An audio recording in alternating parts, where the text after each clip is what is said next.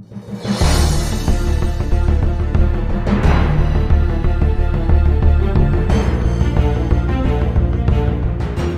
मैं हूं यश Sharma. All facts में आपका स्वागत है।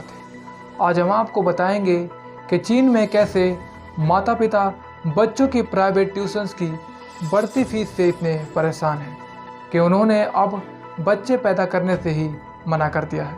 लेकिन दूसरी तरफ चीन की सरकार बच्चे पैदा करने के लिए लोगों को प्रोत्साहित करना चाहती है और इसलिए सरकार ने ट्यूशन इंडस्ट्री को नियंत्रित करने का फैसला लिया है।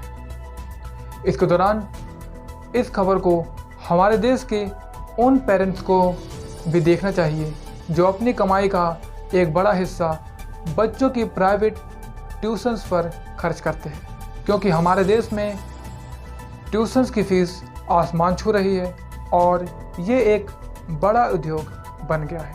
इसलिए आज हम आपको इस खबर के बारे में बताएंगे और इसके बारे में आपको आंतरिक जानकारी देंगे। 2025 तक सभी प्रतिबंध खत्म करने की तैयारी अमेरिका के मार्केट इंडेक्स, डाउ जोन्स और वॉल स्ट्रीट जर्नल समेत कई दूसरी संस्थाओं ने ऐसी रिपोर्ट्स प्रकाशित की है जिनमें बताया गया है कि चीन थर्ड चाइल्ड पॉलिसी के बाद अब वर्ष 2025 तक जन्म से जुड़े सभी प्रतिबंध समाप्त करने की तैयारी कर रहा है।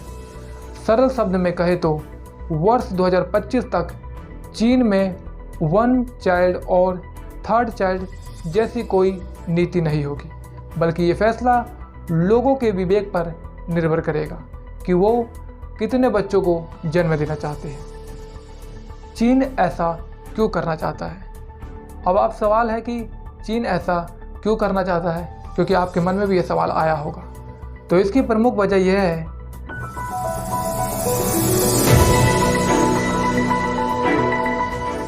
कि चीन में जनसंख्या वृद्धि की दर में ऐतिहासिक गिरावट हुई है। वर्ष 1979 में जब चीन वन चाइल्ड पॉलिसी लाया था, तब चीन के राष्ट्रीय जन्म दर 5.9% थी, लेकिन वन चाइल्ड पॉलिसी की वजह से वर्ष 1990 आते आते उसकी राष्ट्रीय जन्म दर 1.7% रह गई। यानी चीन अपने लक्ष्य में कामयाब हुआ और उसने जनसंख्या को नियंत्रित कर लिया। लेकिन वर्ष 2015 में ही उसे महसूस हुआ कि अब चीन में इस नीति को बदलने की ज़रूरत है और राष्ट्रीय जन्म दर को 2% के पास ले जाने के लिए वो वर्ष 2016 में सेकंड चाइल्ड पॉलिसी लेकर आया। लेकिन ये नीति फेल हो गई। फेल हुई सेकंड चाइल्ड पॉलिसी, चीन मानता है कि उसकी सेकंड चाइल्ड पॉलिसी इसलिए फेल हुई है क्योंकि वहाँ अब लोगों की शादियों और बच्चों में रुचि कम हो गई है। और आज हम आपको इसका कारण भी बताना चाहते हैं।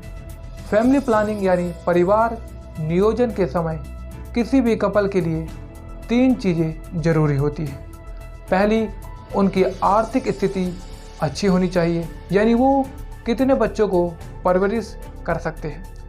दूसरा कारण, किफ़ायती स्वास्थ्य सुविधाएं प्रदान कर सके, उन्हें अच्छे स्कूलों में दाखिला करा सके और उन पर अच्छा पैसा खर्च कर सके। और तीसरा है, बच्चों को शिक्षा दिलाना उनकी पहुंच तक हो और वो उसका खर्च उठाने जितना आसान काम हो। बच्चों की परवरिश करना लोगों के लिए बहुत महंगा हो चुका है। चीन से बहुत से कपल मानते हैं कि ये तीनों ही काम उनकी क्षमता और पहुंच से बाहर है। कहने का मतलब है कि यह वह बच्चों की परवरिश करना लोगों के लिए बहुत महंगा है और इसे आप कुछ आंकड़ों में समझ सकते हैं। वर्ष 2005 में चीन में औसतन एक बच्चे की परवरिश पर $76,000 यानी 60 लाख रुपए का खर्च आता था, जो 15 वर्ष के बाद वर्ष 2020 में बढ़कर $3 लाख यानी 2,35,00,000 तक पहुंच गया है। यह हिसाब से देखें तो चीन में बच्चों की परवरिश करना हर किसी के बस की बात नहीं है, क्योंकि ये काम वह बहुत महंगा हो गया है। आज के इन्हीं जानकारी को लेकर हम आपसे अलविदा चाहते हैं। आपसे फिर मुलाकात होगी अगली खबर को लेकर। तब तक के लिए नमस्कार।